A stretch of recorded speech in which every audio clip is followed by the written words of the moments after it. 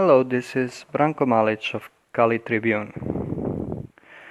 In this podcast, we'll take a casual look at one social phenomenon that is often spoken about, but we'll take, let's say, and try to take a novel angle in taking to task to explain it. Namely, we'll talk about socialism. There are, of course, different ways you can talk about socialism from theoretical standpoint, which is usually the case. From the point of animosity or hostility, which is also usually the case with little understanding of the phenomena. Well, this time around, we'll talk about, in a rather miscellaneous way, about what was called in Eastern Europe and eminently for our purpose in ex-Yugoslavia a real socialism or real socialism. That is, we'll talk about this social phenomena as it was, as it is, and as it might be, as it might continue to exist in the future.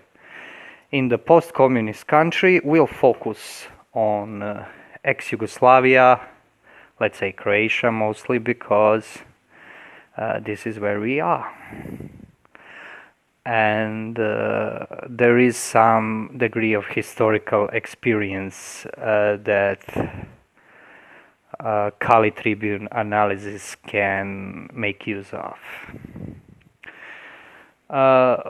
When trying to understand historical phenomena that is supposedly past, that is supposedly not here anymore, there are also numerous ways of approach. But there is one way that the Germans called Wirkungsgeschichte, that is the history of influence.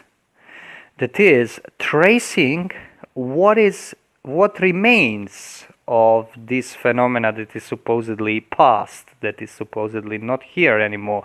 What traces as a cause, what effects of it are still alive? In a case of ex-Yugoslavia, surprisingly much. There is a great deal of remnant of socialism, and one could even assert with a reasonable degree of certainty that the essential features of successors of countries that remained after the federation of socialist Yugoslavia remained are in fact still socialist countries. This may seem strange to somebody who is even moderately versed in situation on Eastern, Central Europe and Balkan, Western Balkan, because those countries are usually taken to be now liberal democracies with a strong nationalist overtones. However, this is not even scratching the surface. In order to see socialism, Wirkungsgeschichte of socialism, the effects of socialism that are still here, you have to, well, it's almost a truism, be here. As in alt media now, people like to say be on the ground, but not be on the ground as a tourist, as a journalist, but as a job seeker, as a student, especially as an honest public official, a very rare breed in these parts, to be sure. And then, and only then, will you see phenomena of socialism staring you in the face, not as a theoretical construct, but as what really is. And this phenomena is, of course, not the constitution of countries like, for instance, Croatia, like Romania, like Hungary, like Slovenia. This is not the fact that they have social democrat parties that are, as a rule, successors of ex-communist party, although most right-wing or, for instance, Christian Democrat parties are also, to a large extent, filled with cadres of the ex-communists. It's not that. What survived socialism is what was the essence of those socialist states when they were explicitly socialists. Namely, in communist countries, there was a specific understanding of what communism is. Communism was understood not as society itself, but as the aim or the purpose of society. And purpose of society would have to be abolishing of alienation. That is, alienation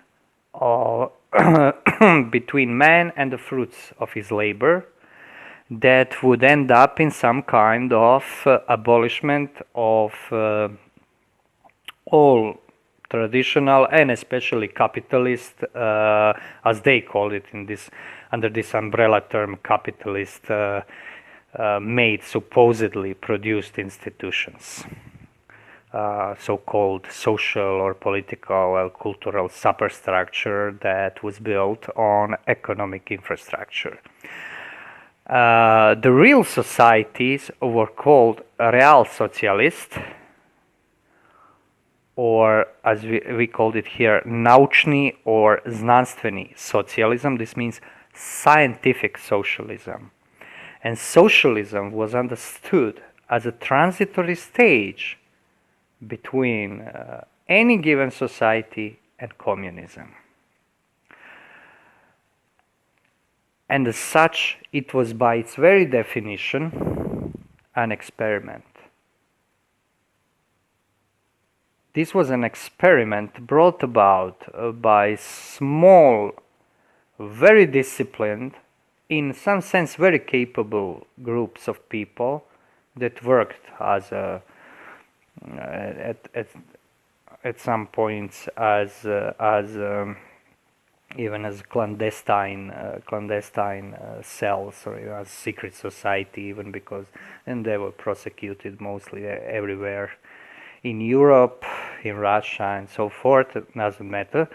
It was not what you would call a grassroots movement, and it was experimental. It was an attempt to artificially change economy in the first place, these relations between peoples and so on and so forth. In some countries, at some stages, it was extremely radical, like in Russia, to some extent in Romania, or countries of Warsaw Pact that were completely Soviet satellites, and you had countries like Yugoslavia that were such that if you would come in Yugoslavia in mid-70s, early 80s as a tourist on Dalmatian coast, you wouldn't be sure whether you are in a communist country or some regular European country, because on the surface it was a rather soft system, but it wasn't soft at its core,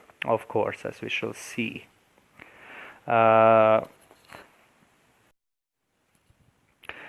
What was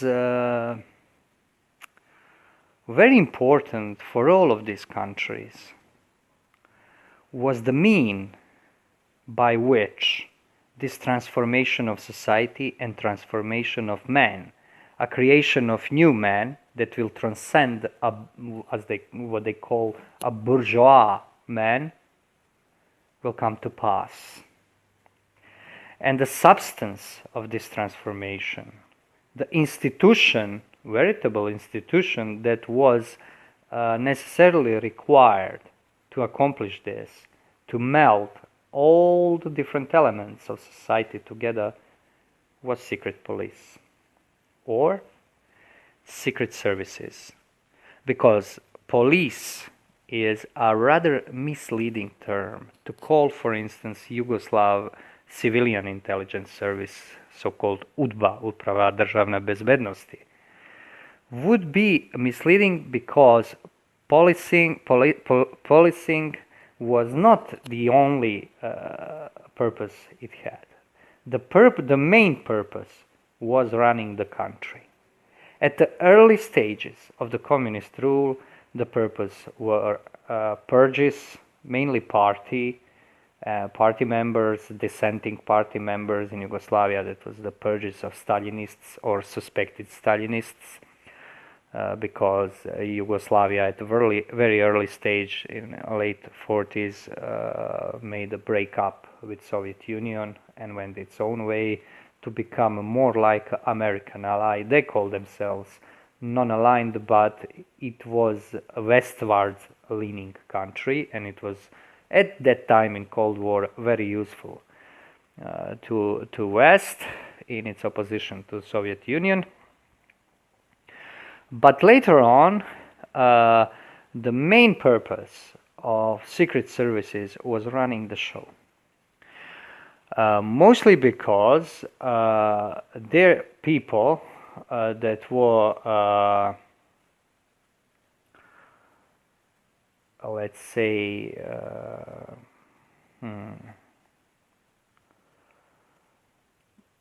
contributing to work of the secret services, formally or informally, was enormous. The tendency was always to make everybody into an informer.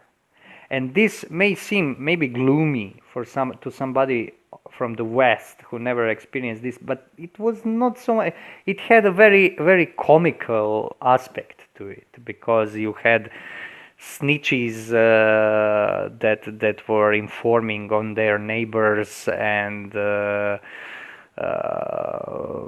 getting, for instance, ridiculed by their secret services superiors. It was a kind of like mundane, everyday thing that was in some cases, and maybe even in most cases, for instance, Yugoslavia's 70s and late 70s and 80s, kind of like a tragicomedy.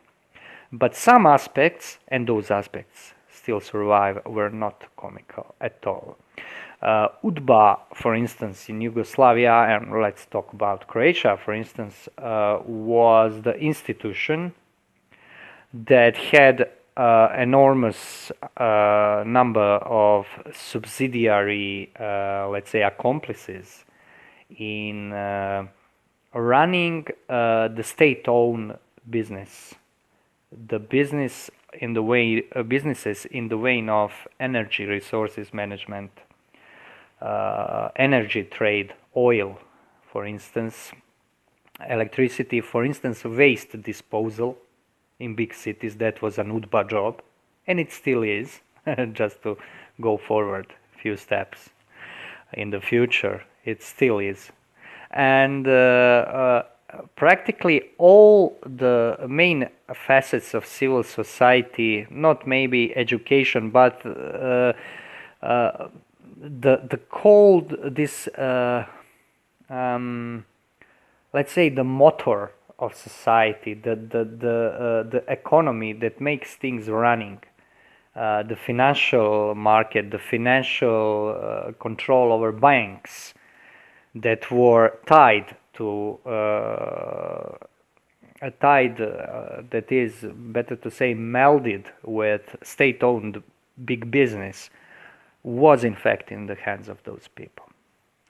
And when communism fell, those people stayed in power. Parties that it was specifically obvious in ex-Yugoslavia because there was a war, and those people work excellent in the conditions of war, in the conditions of chaos, where everybody is fighting or trying to save his own life. They are they were just in ex-Yugoslavia, for instance, in Croatia, they were buying privatizing the socialist capital, the socialist big businesses that they were running, their people were running in the first place. I am simplifying a bit, but not much. It never changed hands. There was an illusion of liberalization of democracy and so on, but in the real sector, in the sector of economy, of business, of banking, the same relatively shadowy people stayed in power, or to be more exact, their successors,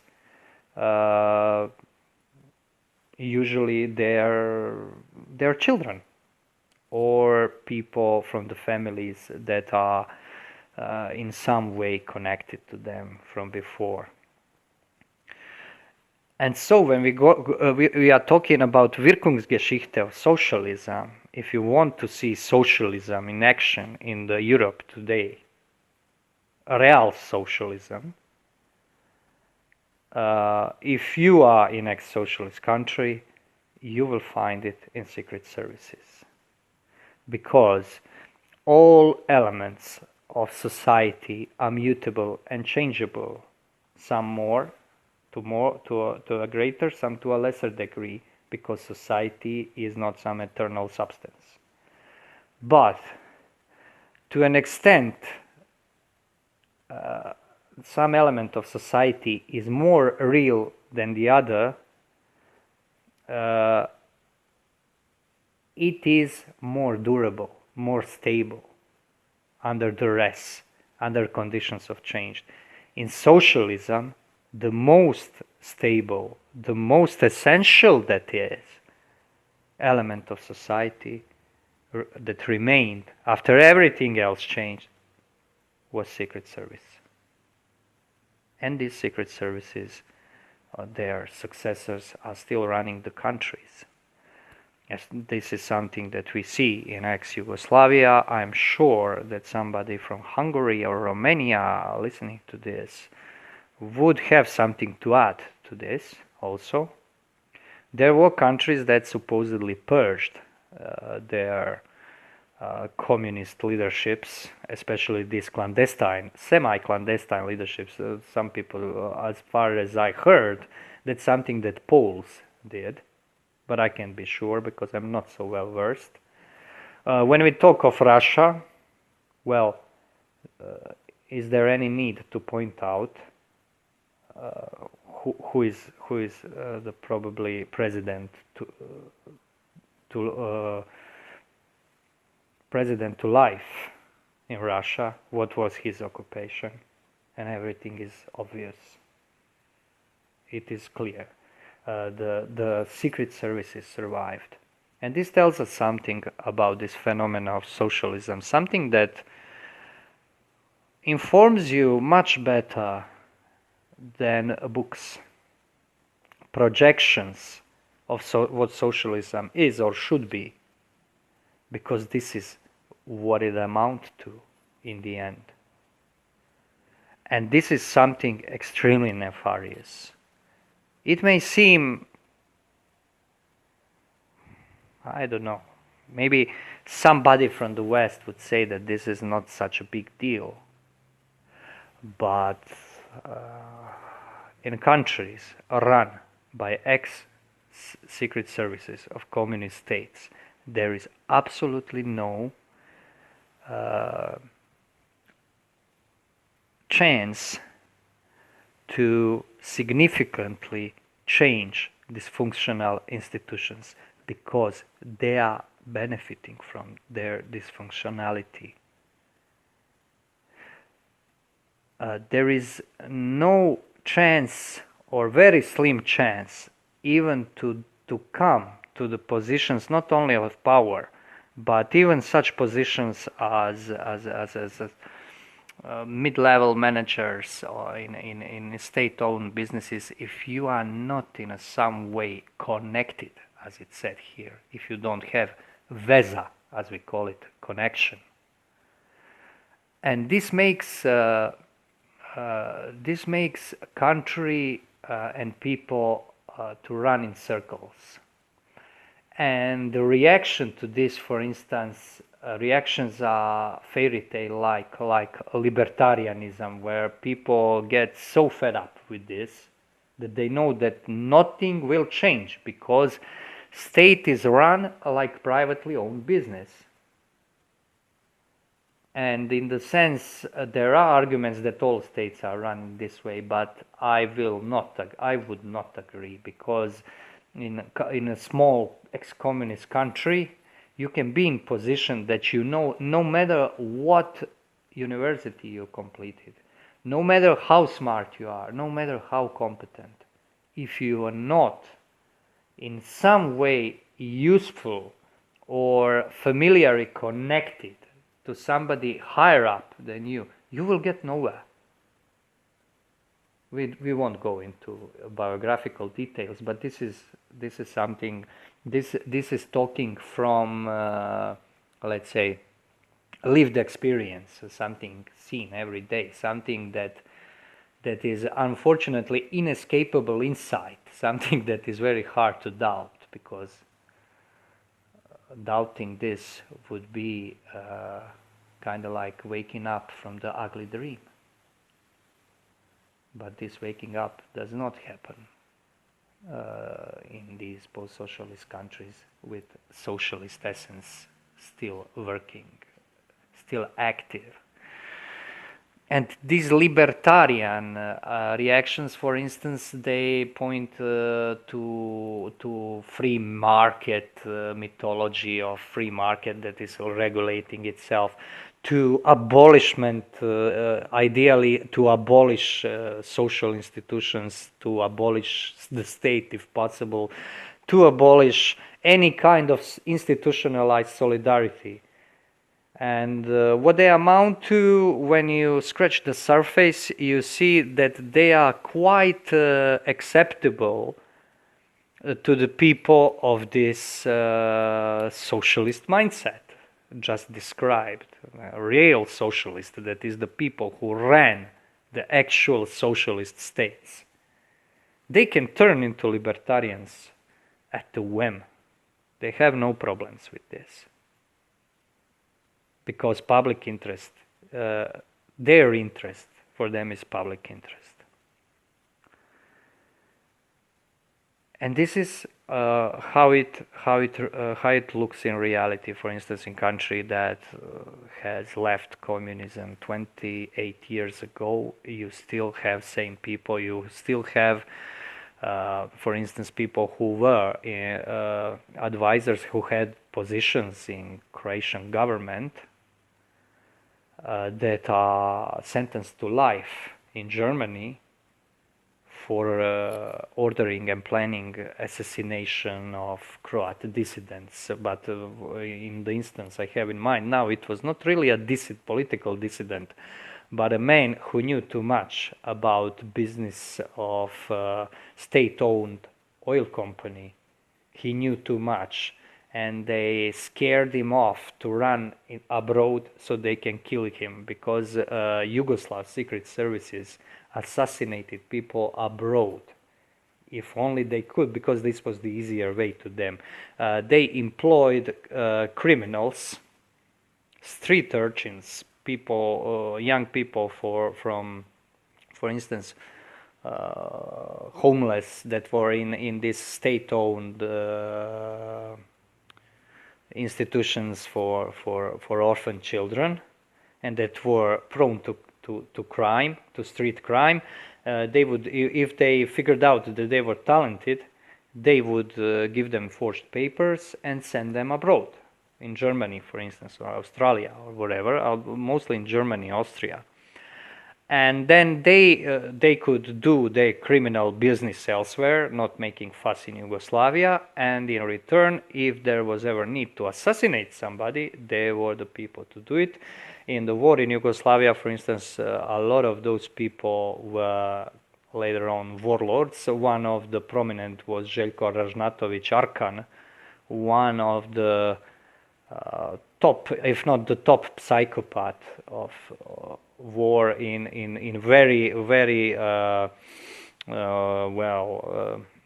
very tough competition of psychopaths. He beat them all. He was the UDBA assassin. He was completely untouchable even in Yugoslavia when he would get back from his exploits abroad. There was a case in the 80s where he shot 2 police officers and just showed his papers to the police, or I don't remember now, it was at court, that clearly displayed that he was outranking them as a Secret Services employee. And this was completely normal thing. And this is what survived. This is the essence of socialism as we, living in so-called post-socialism, see it. Because this is reality. No matter what the books say, no matter what the books project, no matter what neo-communists and neo-Marxists or neo-Proudhonist anarchists think, this is what we got. This is what we got. And this is what destroyed the lives of generations, hoping for a better future, living in societies that are running in the circles, not because of stupidity of the people, although that contributed quite a bit, but because this is by design. And because those socialist countries, those socialist societies were indeed running in circles. Now they are not as closed as they were, so they have to change willy-nilly, but still inertia is the main force that pushes everything. And inertia is pushing in circle, not to go anywhere. And this will probably change, but it will maybe take even 1 generation more to occur. So this is it. Of course, this podcast was not a scientific analysis, although there are such analyses, and maybe we'll have something like that on Kali Tribune, something that has more material.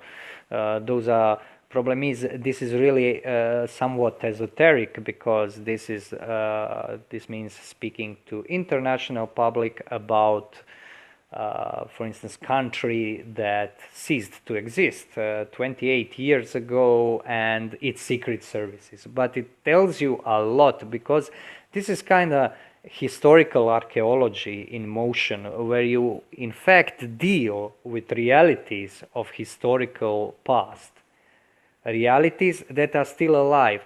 And this is perhaps applicable to any history, to any real historical event, because nothing vanishes without trace, and maybe it's the best thing to understand something that was by this what is now, what is present, because presence keeps some of the past, only you have to uncover it. In this particular example, there is no need to uncover much, because, well, it's so obvious when you try to get a job in even such a mundane profession as working in a town council in some small town in Croatia, and you see there is no chance in the world you will work there, because you are not the member. This is not something that you need to unearth, because when you realize this, the next thing will be that you will probably dig in the mud for the per diem, which is very small, or something like that. So this has one existential aspect, and it's very hard not to notice, like somebody hits you over the head and you don't notice. So this is what we have with socialism, and it is socialism, at least understood in this sense, as it was in these societies, and as it unfortunately still is very much comparable to radioactive material that is going through its half-life, that is going through dissolution, that affects casualties, that affects damage on its surroundings, and it's affecting them in invisible way, but quite real, of course. And it takes a very long time to finally dissolve. And this is probably the best comparison I can summon to say what socialism in socialist country, not in the country where somebody is dreaming of socialism, but in socialist country, what scientific socialism as a precursor of communism was, and unfortunately still is, and hopefully won't be at some point. And when it disappears completely, when it crumbles, when even those structures crumble, most likely by actions of outside agents, that is some other country. In the case of Croatia, this country could be Germany, because a lot of assassinations were done in Germany, and they are prosecuting them if local authorities in Croatia won't prosecute, or in Serbia or in Bosnia or Slovenia, people in Europe will. And then as those countries are either in European Union or will be ascending to European Union, they'll have to oblige to subpoenas for those people, and this will probably chip away at them. To an extent, they are not well networked with international crime, or although they probably, at least some of them, are. So this is how this supposedly lofty idea worked here, and how it ended, and its ending is still going on. So this was Branko Malić of Kali Tribune. Hope you found this insightful to some degree and informative. Please continue following Kali Tribune. Thank you for your attention.